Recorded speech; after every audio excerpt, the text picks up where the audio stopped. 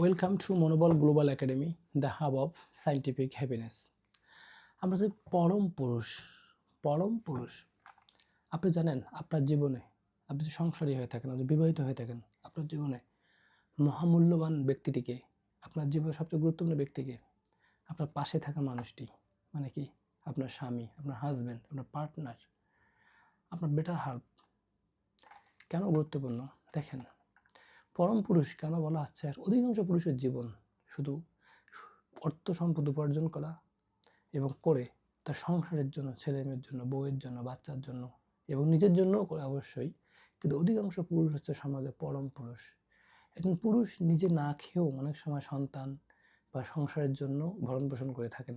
প্রত্যেকটা পুরুষকে বলা হয় পরম পুরুষ।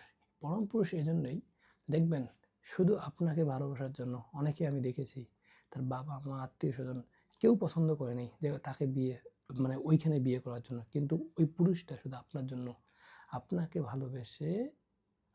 ভালোবেসে বিয়ে করেছে, কোনো কিছু আর তাকায়নি। এই পুরুষটা পরম পুরুষ নাতে কি বলেন? আপনি বলেন। আপনি যদি ফুলের মতো বউ হয়ে থাকেন, আপনার পুরুষটা হবে পরম পুরুষ। তাহলে এই পুরুষটার জন্য আপনি কীভাবে কেয়ার করবেন? কখনোই আর্থিক কোনো বিষয়ের জন্য কখনোই তাকে চাপ দেওয়া যাবে না। টাকা পয়সার জন্য কখনো চাপ দেওয়া যাবে না। স্বাধীনতা দিতে হবে। অনেক সিদ্ধান্ত যদি সে নিতে চায়, তার পক্ষে ভালো মন্দ দিক বিশ্লেষণ করে তার পাশে সহযোগী হিসেবে দাঁড়াতে হবে।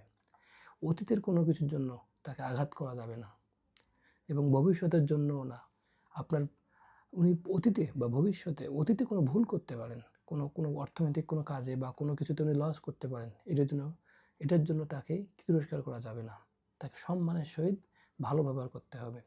তৃতীয়ত, আপনার যেমন সুন্দর একটা মন আছে, তারও মনের মতো হওয়া, যে হ্যাঁ, আমি যে এগুলো কাজ করতেছি বা আমি যেভাবে করি, তুমি কি ঠিক, তুমি কি এটাকে তোমাকে ভালো লাগছে, এগুলো তোমার মনের মতো কি হচ্ছে, এই কথাগুলো বলা। তো দেখা যাচ্ছে যে রিলেশনশিপের ক্ষেত্রে দেখা যায় যে 1 বছর 2 বছর 5 7 10 15 বছর ধরে আমরা সংসার করে, কিন্তু দুজন দুজনকে বোঝে না, দুজনের হৃদয়ে প্রবেশ করতে পারে না।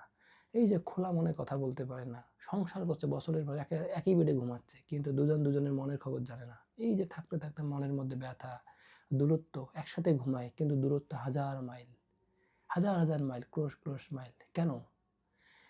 পরম পুরুষ আর আপনি যদি ফুলের মতো বউ হয়ে থাকেন, সংসার তো ফুলের বাগান, পবিত্র, তো সেখানে তো কোনো বাধাবিঘ্ন হবেই, কিন্তু আবার শুধরাতে হবে।